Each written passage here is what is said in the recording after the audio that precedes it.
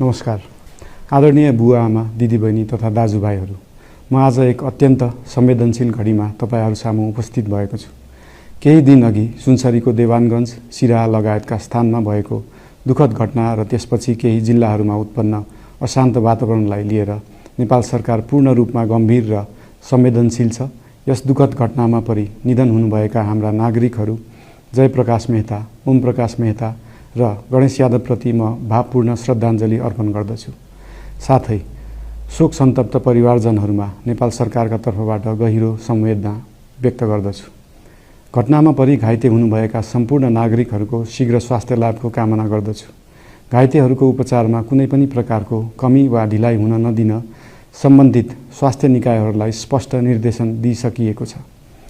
घटना भए लगत्तै सबै सुरक्षा निकायहरूले तत्काल घटनास्थलमा पुगेर परिस्थितिलाई सामान्य बनाउने, थप अप्रिय घटना हुन नदिने र शान्ति सुरक्षा कायम गर्ने प्रयास निरन्तर गरिरहेका छन्। घटनाको निष्पक्ष छानबिन गरी दोषीलाई कडा कानुनी कारबाही गर्न गृह मन्त्रालयले छानबिन समिति गठन गरिसकेको छ। म सबैमा विश्वास दिलाउन चाहन्छु कि यो छानबिन पूर्ण रूपमा निष्पक्ष र पारदर्शी हुनेछ। घटनामा संलग्न दोषी जो कोही भए पनि कानुनी दायरामा ल्याउन सरकार प्रतिबद्ध छ। अवस्था थप नबिग्रियोस्, कुनै पनि नागरिकको जनधनको क्षति हुन नपाओस् र स्थानीय स्तरमा विश्वासको वातावरण बनोस् भन्नका लागि नेपाल सरकार निरन्तर क्रियाशील छ। परिस्थिति सामान्यीकरण गर्न केन्द्र स्तरमा सर्वदलीय बैठक आह्वान गरी गहन छलफल गरिएको छ। स्थानीय तहसम्म जनप्रतिनिधि, नागरिक समाज, विभिन्न धार्मिक गुरुहरू, समुदायका अगुवा तथा सामाजिक व्यक्तित्वहरूसँग निरन्तर संवाद भइरहेको छ। स्थानीय स्थितिको प्रत्यक्ष अनुगमन गर्न, पीडित पक्षसँग संवाद गर्न र शान्ति सुरक्षालाई थप सुदृढ बनाउन गृहमन्त्री स्वयं सो स्थानमा पुगिसक्नु भएको छ। साथै देशको समग्र शान्ति सुरक्षाको अवस्थाबारे गम्भीर समीक्षा गर्न राष्ट्रिय सुरक्षा परिषदको बैठक बसी परिस्थिति अनुसारका आवश्यक निर्णयहरू समेत गरिसकिएको छ।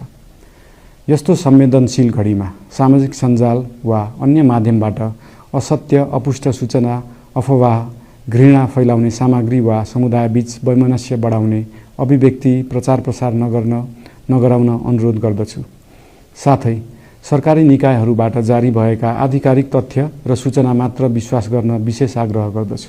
प्रत्येक नागरिकको जीवधनको रक्षा गर्नु, सामाजिक सद्भाव जोगाउनु र समाजमा शान्ति कायम राख्नु राज्यको सर्वोच्च र प्राथमिक दायित्व हो।